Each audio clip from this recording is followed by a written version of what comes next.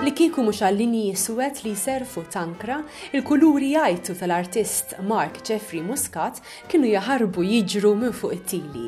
F'din ir-rokna niddiskutu l-lwien, il-forom u d-dinamika ta' bejniethom f'xogħol Muscat parsa lejn l-aħħar wirja tiegħu. Jiena naħdem bħala perit, però fil-ħin liberu inħobb inpitter.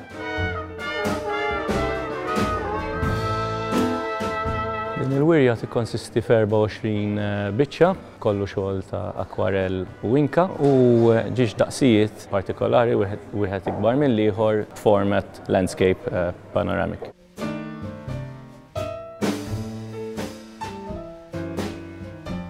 Bħala perit ovvjament dejjem għandek ħafna constraints meta taħdem, allura fl-arti inħoss ċertu libertà. Allura l-ispirazzjoni kienet li nħares lejn il-pajjiżaġġ anke dak urban Malti, ħafna drabi però anki għaw xi xogħlijiet ta' postijiet barra minn Malta u ninterpretom in-mod ejja ngħidu kif inħoss jien, ftit iżjed liberu forsi minn mix-xogħol tiegħi.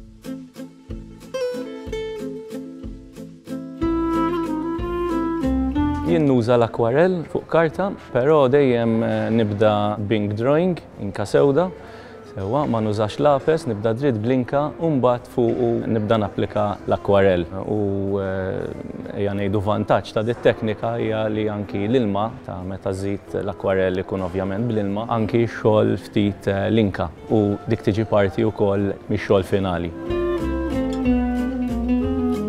Ix-xogħol tiegħi ġieli naħdmu fil-post u ġieli nuża ritratti bħala referenza u mbagħad naħdmu fl-istudio, speċjalment għal biċċiet iżjed dettaljati.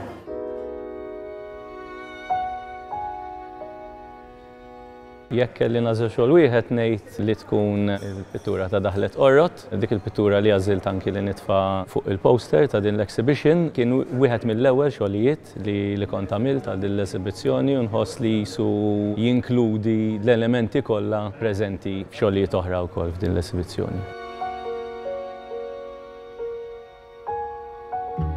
Inħobb nuża kuluri vivaċi, fil-fatt anki meta nagħmel il-washes nitfa' ħafna kulur fihom, sa ċertu punt inħoss li l-ammont ta' kulur anki forsi iktar minn naturali jagħti ċertu ħajja lix-xogħlijiet. Dan ħabba l-mod kif nixtieq nesprimi u ninterpreta x-xena. Din l-esibizzjoni qed isseħħ il-Fenicia Hotel fil-Palm Court Lounge il-Furjana u tibqa' għaddejja sal-ewwel ta' Mejju.